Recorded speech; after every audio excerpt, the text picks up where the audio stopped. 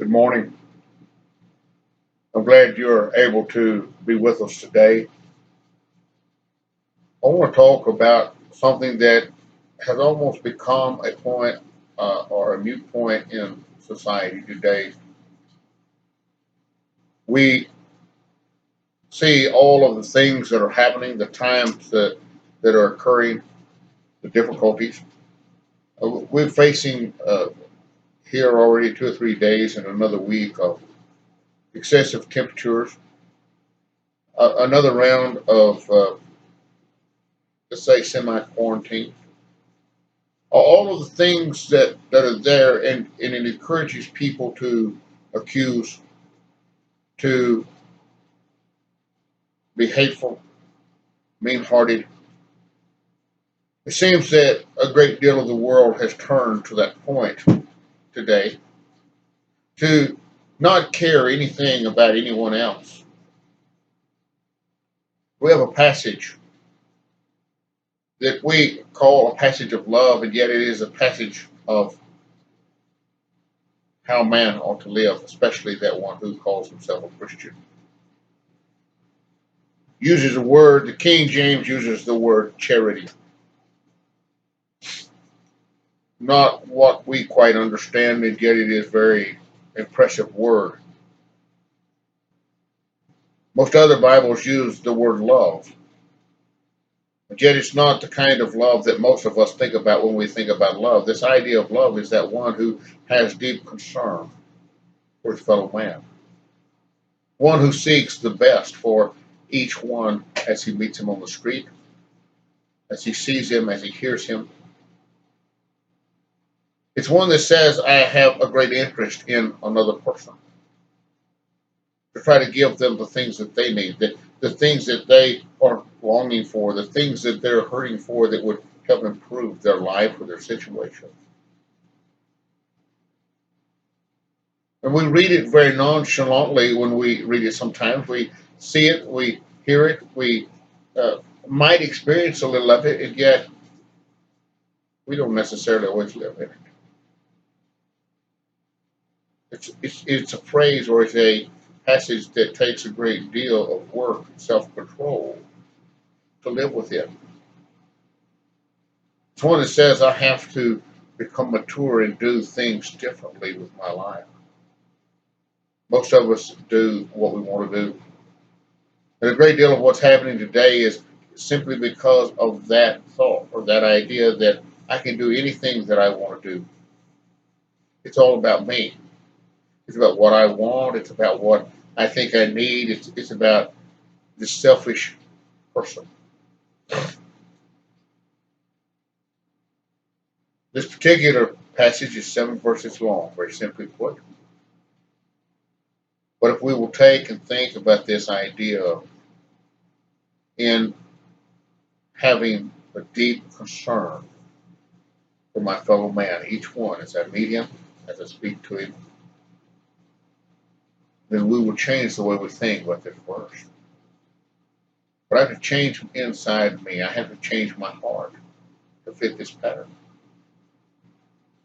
1 Corinthians 13, verse 1, he says, if I speak in the tongues of men and angels, but I have not love, I'm a noisy gong or clanging cymbal. And if I have prophetic powers and understand all mysteries and all knowledge, and if I have all faith so as to move mountains, but I have not love, I am nothing.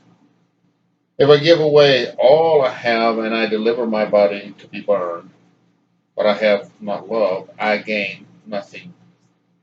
Love is patient and kind. Love does not envy or boast. It is not arrogant or rude.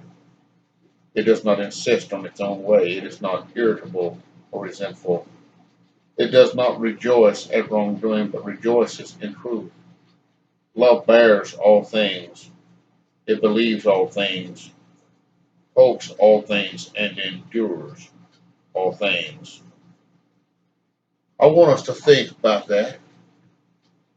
This love that Christ gave us when he died upon that cross meant he had a true concern for man, for each man. He longed for him to have this in himself, to be filled with this love, to be willing to have a deep, earnest concern for his fellow man, for each one of them. None of this love stopped at race, creed, color, economic, social separations. He said, have love, have a deep concern for that one whom you see on the street, for that one whom you talk to, for those across this world that you know are having difficulty. Strive to do the things that are needed for that person. Do them out of love. Even if you're the one that's being abused. He says, do all these things in love, out of concern, knowing that each person needs something. It's hard for us to do because we spend most of our time dwelling on myself, seeking what I want, seeking what I think I need, feeling like I'm the one who is abused and hurt. But you know, if we will change that attitude and begin to love each person we meet, have a concern for them, this world can change.